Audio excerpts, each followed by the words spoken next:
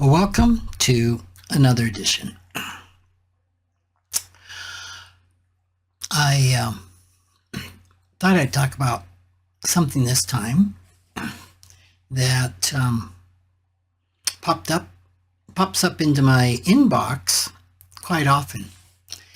And some time ago, I don't know how long ago, 6 months, a year ago, I subscribed to a online forum called Quora.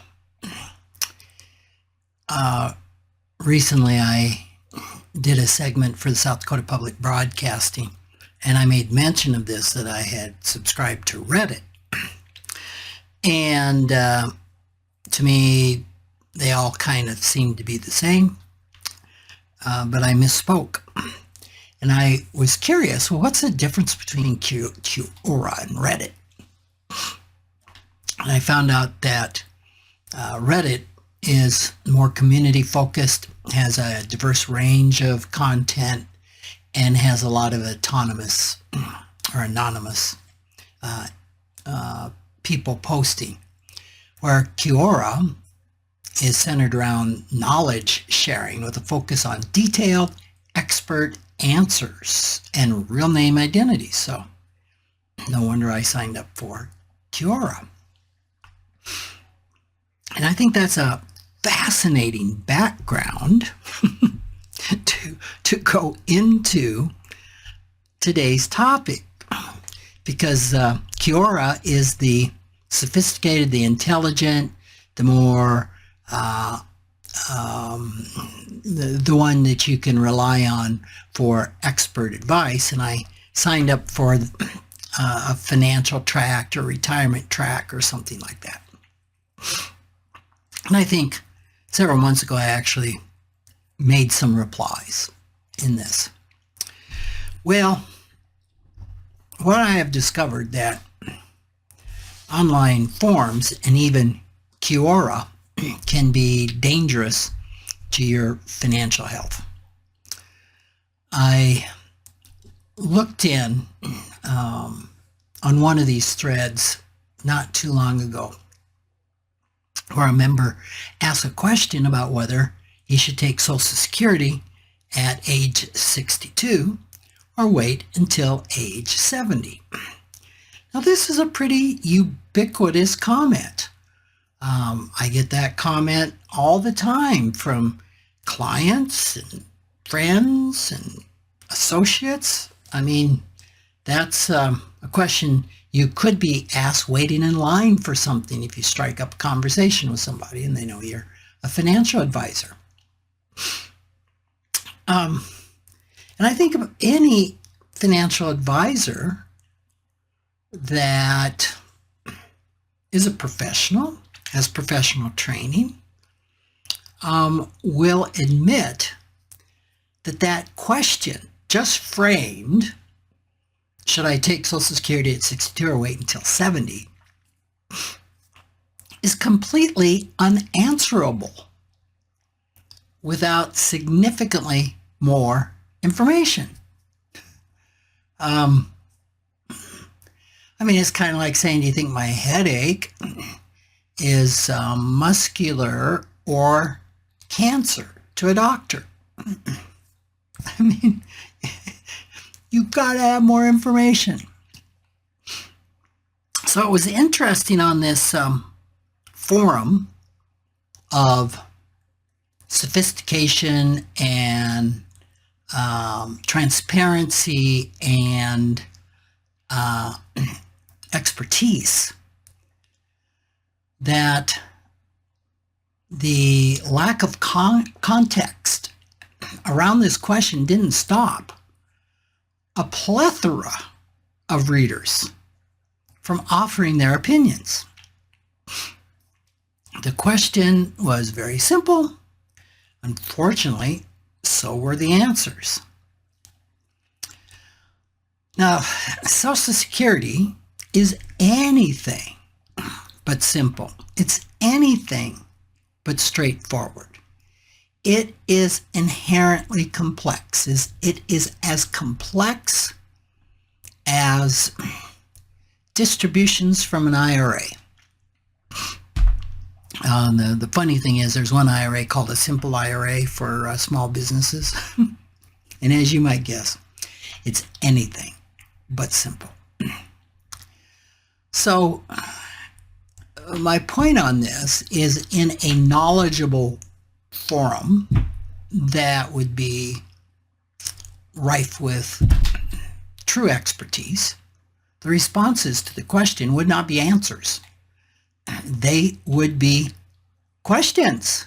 Tell me more about so many things. But the last time I looked, which was many months ago, I think he had received over 1,400 responses. And while I was not able to read all 1,400, I was able to scan a number of them. And I'm trying to remember if I saw a question. There has to have been one, right? But so what really took me is that most of the comments completely avoided the financial aspect of retiring at 62. It was as if the money, as if the finances, and I do believe inherent in the question was a financial wondering, is it best financially for me to take Social Security at 62 or 70? It was as if the money was a non-issue entirely. And what I gathered from reading a lot of those responses is that the main sentiment of the readers was just to get out of their job and into retirement as soon as possible, without regard to financial sacrifices or financial realities.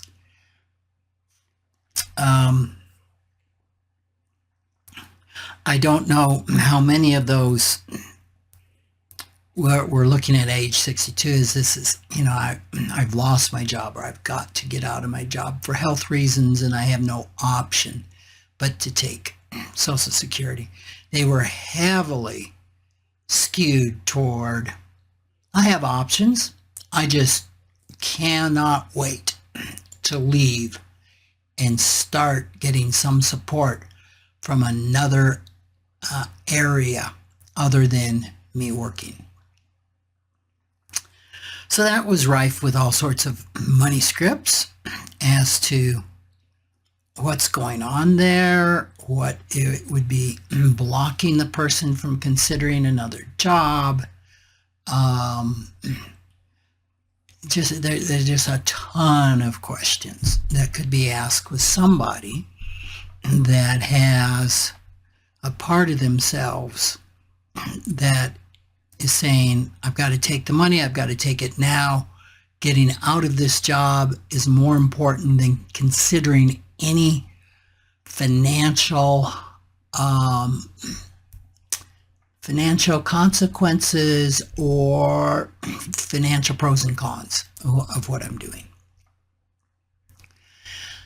Others took the opinion that by not taking the money at 62, you were leaving free money on the table. And that if you waited until after 62 to take the money, maybe you're a little insane. That's just crazy. Now, there were so many comments to choose from. A few of them that just caught my eye was one person said, tomorrow isn't promised to us. Take the money now. Tomorrow isn't promised. Well, that's true. Is that true enough to take the money? What does that mean? That Of course, tomorrow isn't promised. That logically has no bearing on the Social Security decision, logically.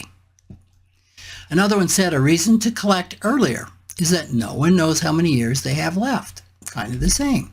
But again, many people agreed with that. Another one said life is a crap. Chewed. They meant shod.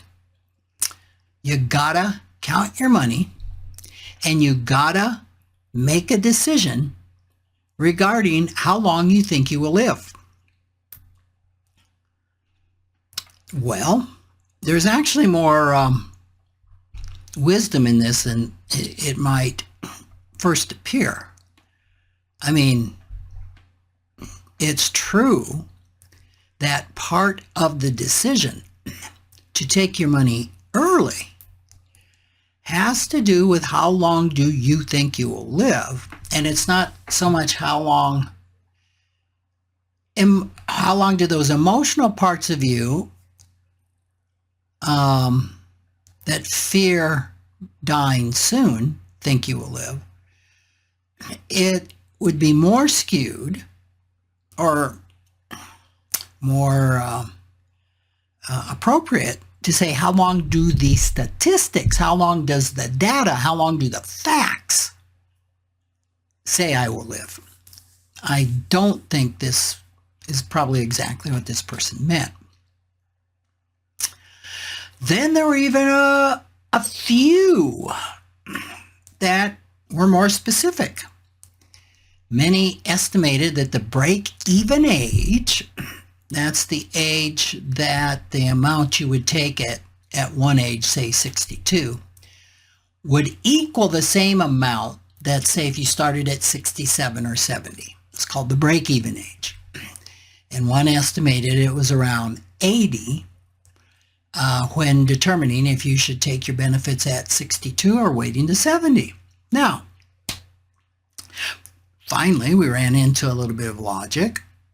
This person wasn't far off with their estimate of 80 being the break-even age.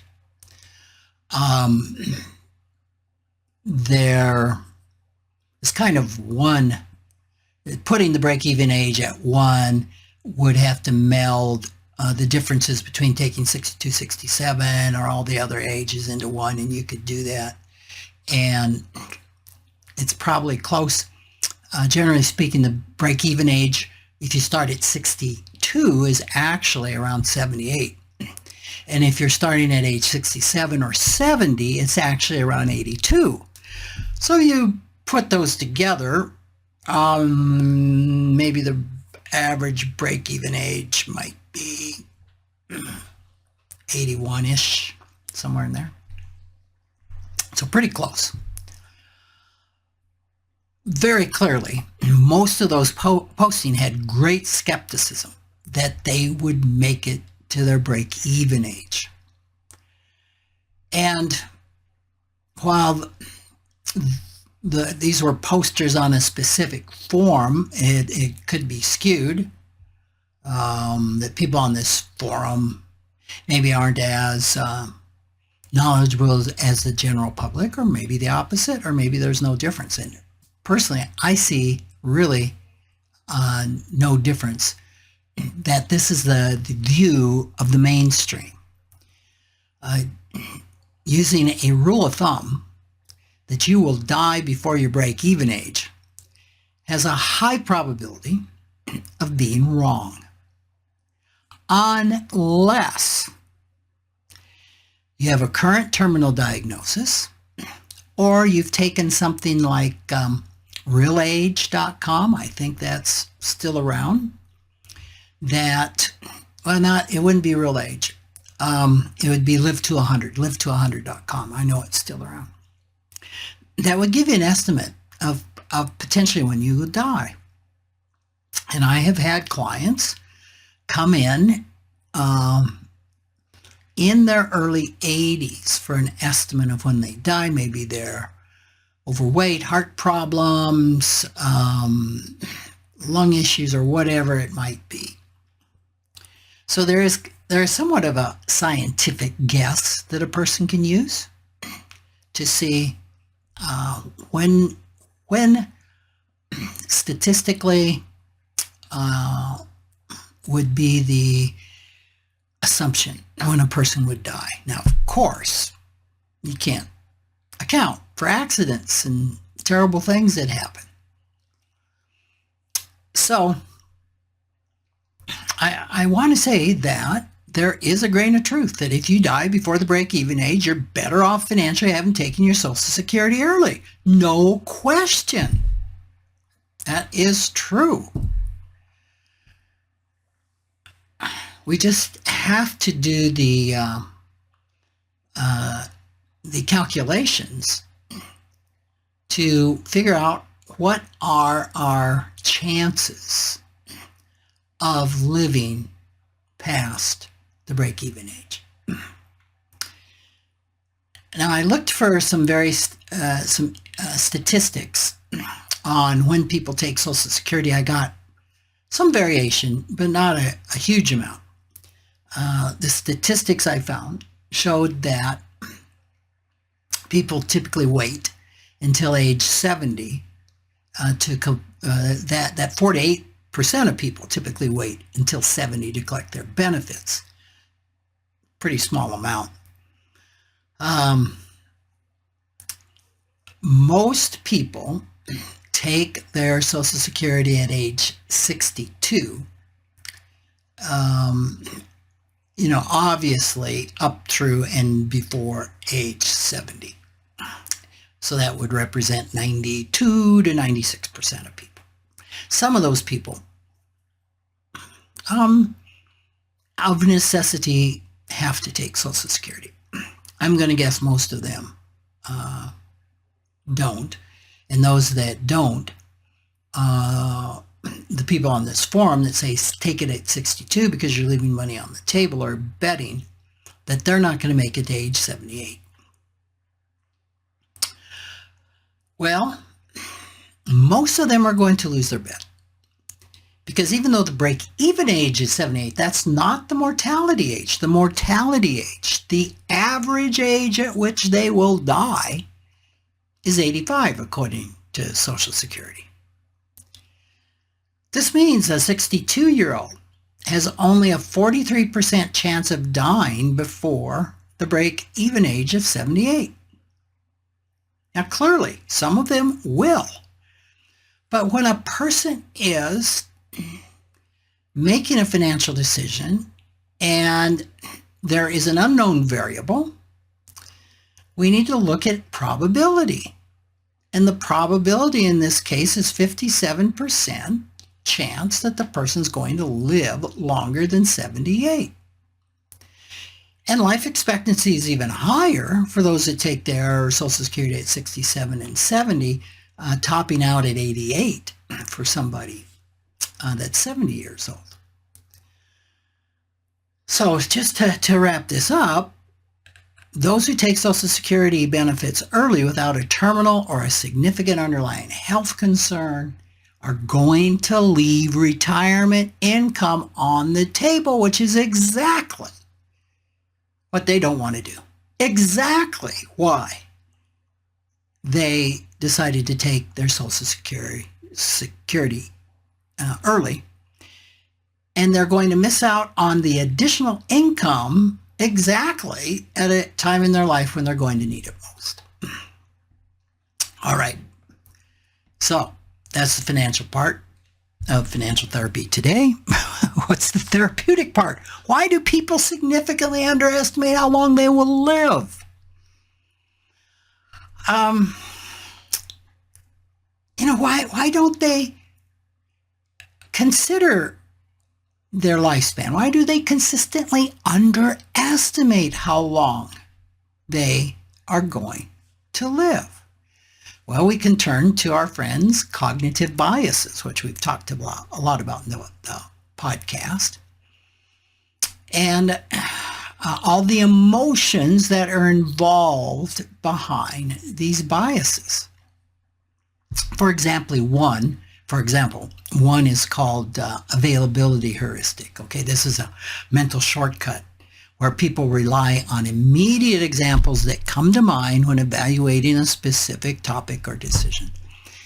So, an untimely death of a family member, spouse, partner, friend, or an acquaintance, or maybe the very dramatic media coverage of a premature death of a public figure or a celebrity are way more emotionally impactful to us than the uneventful deaths of somebody in their 80s or their 90s or in their 100s that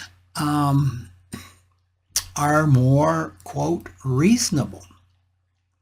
And you might remember we've talked about in budgeting, it's the emotional decision, the one that has the biggest emotional juice that our brain will typically act on. So if it comes to what should I do with my $10,000, put it in a 401k plan or put it toward a beach vacation, for 70% of people, it's the beach vacation that gets the juice.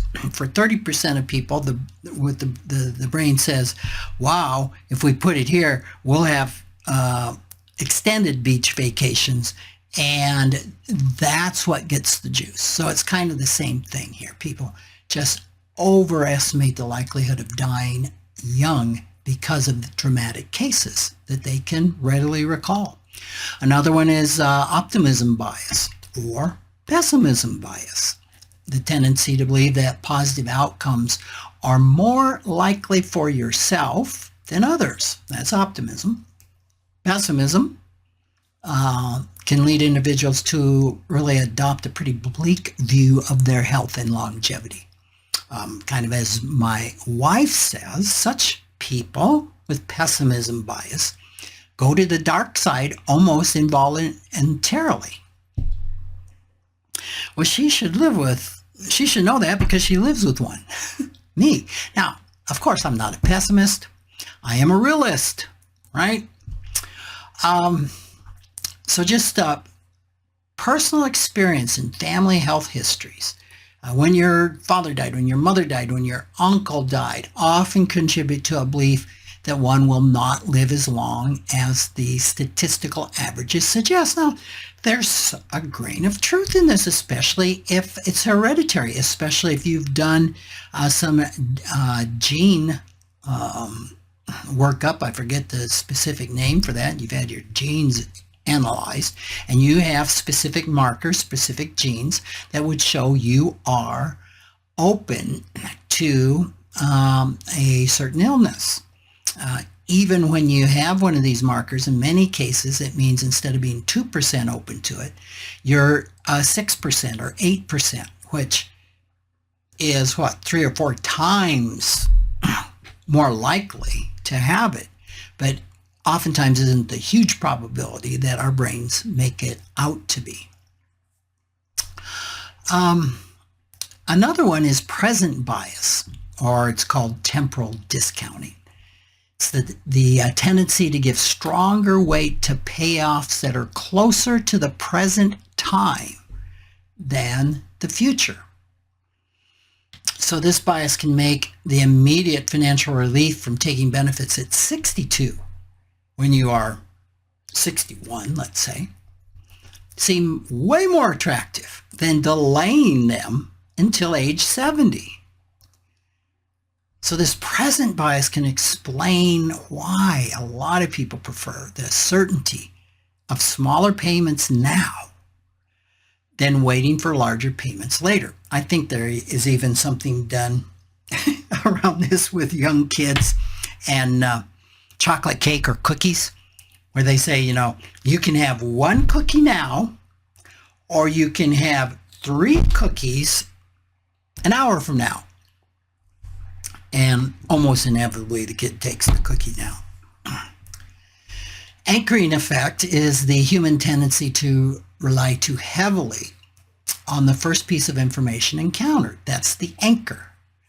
If an individual hears that 62 is the early eligibility age for Social Security benefits, which it is, they may anchor to 62 as the appropriate time to retire or start collecting benefits.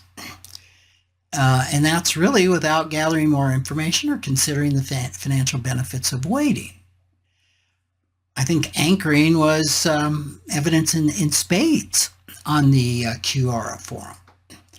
When a person anchors, it becomes really difficult to pull up the anchor and adjust the plans based on new information, which is the fact 57% of people are going to live beyond the break-even age.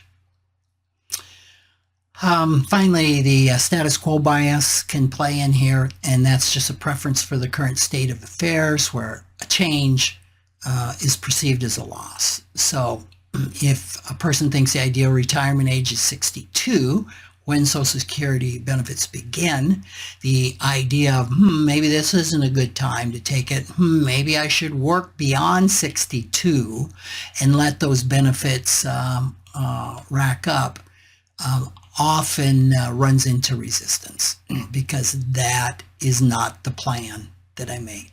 Now, inherent in all of these biases are the emotions that anchor them in place. The fear of being wrong, the fear of changing, I think it is huge. I think that's behind a lot of these biases is, wow, what does it mean to be wrong? Whoops, I need to reconsider this up all my life, all these years, all this whatever fill in the blank time. I have had bad information. What does that mean about me? What are the stories that come up? I'm a failure. See, I am stupid. I have made some really poor decisions if that is true. And so there are protectors in IFS speak, step in and double down and say, no, we are not going to accept that information. And we're going to, in doing so, protect that exiled part of us, that vulnerable part of us that would just be devastated if this wasn't true. And usually where that comes in, where that belief initially formed is usually early in our history when we were kids. So